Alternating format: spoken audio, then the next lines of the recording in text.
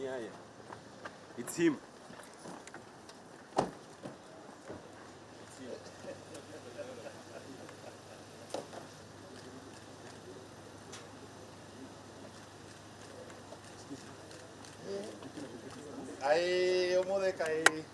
Eh?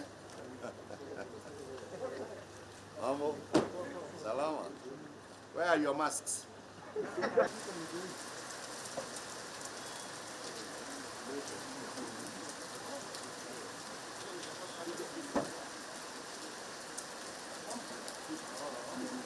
I am being dragged into this issue because of my association with William or Wilbrod Gatei.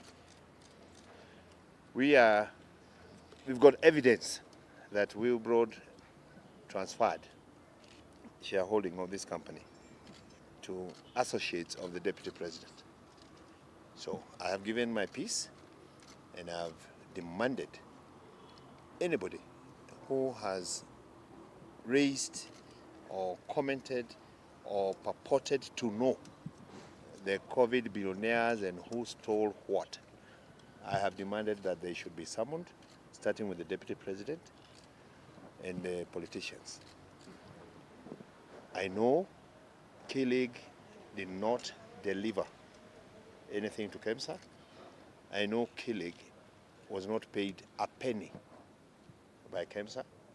I know K-League's order was cancelled before the due date, and the reason was budgetary constraints, that there was no budgetary allocation. I know that because I have asked William, who is known to me, exactly what happened, because my partnership with him is dragging me into this mess.